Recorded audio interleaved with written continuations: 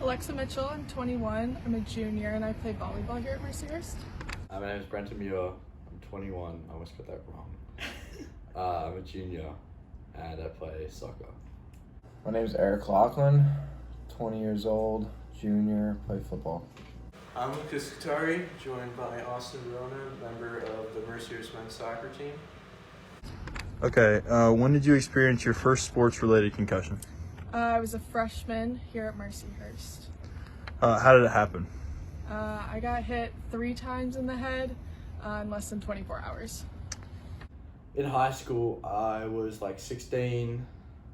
I would have been in year 11, so what's that here, junior year. We're playing against this team that was just a bunch of nasty suds. And I got tripped, and my head was like right next to the ball, and this kid just deliberately kicked me in the head. So my first sports-related concussion, I had 2 of them. One in high school, one in, I think it was 7th grade.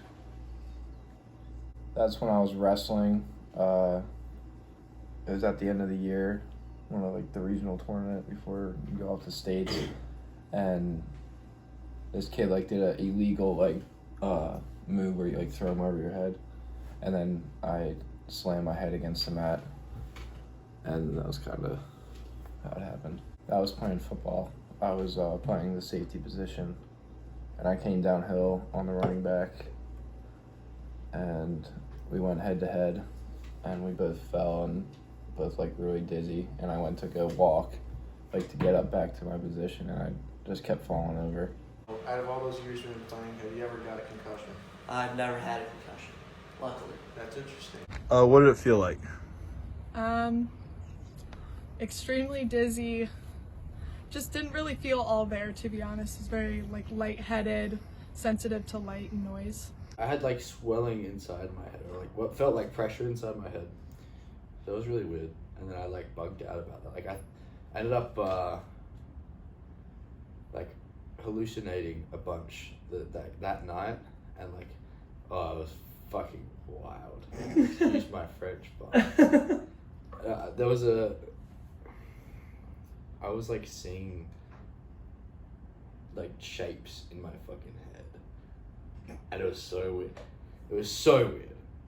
To preface this and probably to help your interview, I'm a synesthete, so I don't see images in my head or anything. I see colors and images and patterns of colors and things in like streams based on emotions or things like that. So I was like seeing shapes, which is really, really weird for me. Mm-hmm. So That one I was kind of like out of it, kind of like laying there, and then when like they got me up, I didn't really know where I was, like what day it was. It was pretty bad, and then they tried to stop me and like sit me down, but I was like, I'm good. And then I tried to walk back to the sideline, and I fell on my face.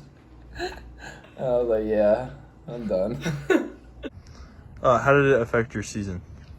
I was not able to play for the rest of the season. I actually wasn't even able to go sit at most of the games because the light in the gym and the sounds affected me. Ended it? Yeah, well, it was late in the season. Mm-hmm. But like, yeah, I think even then, this is what, 5 years ago, I think concussions were just becoming much more like prevalent in terms of like people going, oh, we should really put more attention to this. Mm-hmm. I think it's when like CTE was probably first diagnosed in like an NFL athlete post-career, or like that study about how many of them got CTE was just put out. So there was like a lot of precaution based on. So I had 5 weeks left and I didn't play for 5 weeks. And I think probably 3 weeks is closer, or 2 weeks is closer to the normal like treatment for it. I was just out for about like 2 weeks, I think, and then I just came back. I was fine. How has it affected you in the long run? Now it hasn't really affected me at all. A year after, I was still pretty cautious of protecting my head, but now I don't think twice about it. No idea. I actually think I was dumb. I think I used to be really dumb. Like, maybe it's the opposite of like what you'd probably expect. But. Mm-hmm. I don't really think it affected me like that much because I was very good at like taking the prior cautions, like the whole sitting in a black room forever.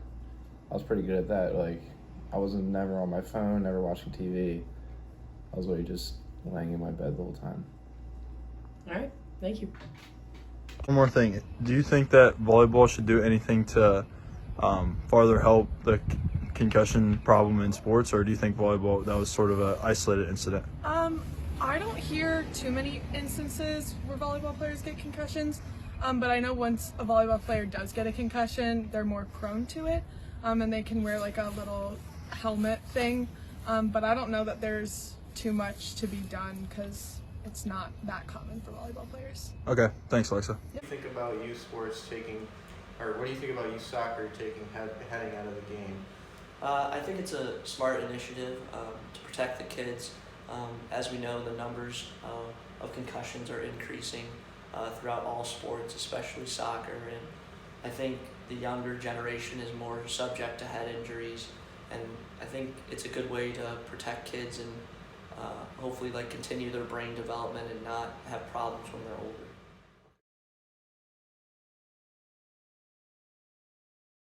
My name is Mike Isuko. I'm a junior, and I'm an athletic training major. Okay, what is your involvement here at school with sports? I am an athletic trainer. I've been an athletic trainer for 3 years, and I've worked with the baseball team, the women's lacrosse team, the men's basketball team, the volleyball team, the wrestling team, and the field hockey team. What is the concussion protocol when someone is assumed to have gotten a concussion? So when they're assumed to have a concussion, we have a concussion safety protocol that they follow. We have a pre-participation assessment, so they use this thing called SWAY. It's an app, and then it tests their cognitive ability, their balance, and things like that might be altered when you have a concussion. So you have like that baseline before the season even starts, and then when they're assumed to have a concussion, they'll take the SWAY test again, and then if their levels are off, then they'll go through the concussion safety protocol. And then the first step is to make sure that they can return back to learning before they can go back to sports. So a lot of what we do is focused on making sure that they can go back to learning, and then after they can go back into the classroom and they're having success in the classroom, then they can return to play. Have you ever personally had to deal with a concussion? Personally, I've not been able to work with someone who has a concussion, but at the beginning of the year, the athletic training students, they help with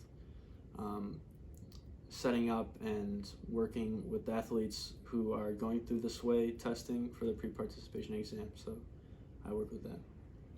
How do you feel concussions have impacted sports here at Mercyhurst?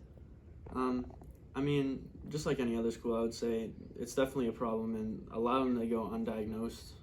Sometimes it's hard to tell, and sometimes we just never get to test the people that might have a concussion, but the SWAY testing is usually very accurate, and when we're able to test them again, we usually have good results on returning them to play. Thank you. Yeah.